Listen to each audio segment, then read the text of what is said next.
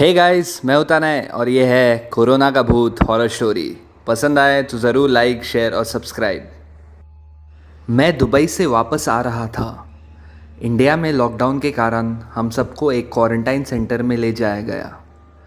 Quarantine centre शहर से दूर एक वीरान जंगल में बनाया गया था। हर बिल्डिंग को नंबर दिया गया था। मेरा रूम बिल्डिंग नंबर 13 में था।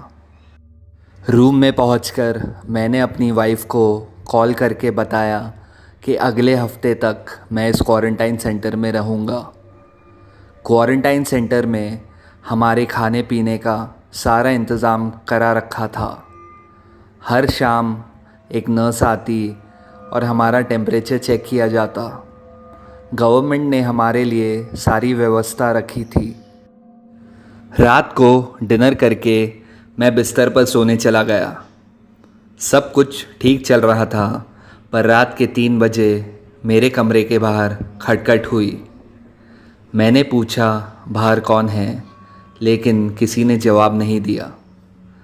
मैंने हिम्मत जोड़कर दरवाज़ा खोला, लेकिन बाहर कोई नहीं था।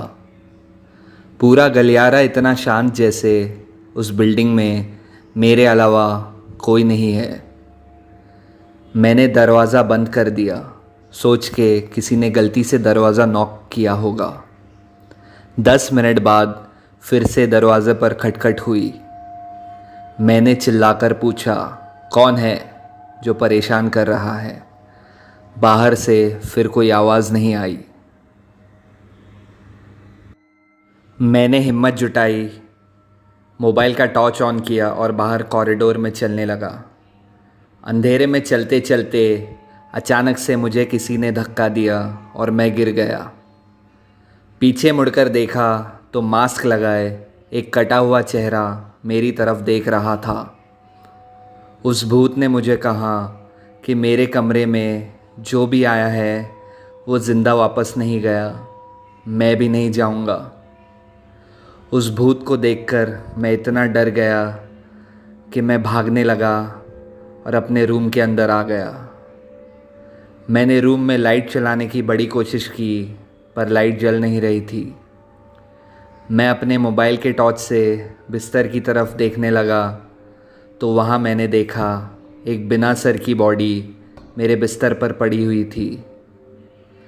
उस बॉडी को देखकर मैं बहुत ज़ोर से चिल्लाया और फिर बेहोश हो गया। अगली शाम हॉस्पिटल के बेड पर मेरी आँख खुली। वहाँ मैंने नर्स को बताया मेरे साथ जो भी हुआ। नर्स ने मुझे कहा कि मुझे आराम करना चाहिए।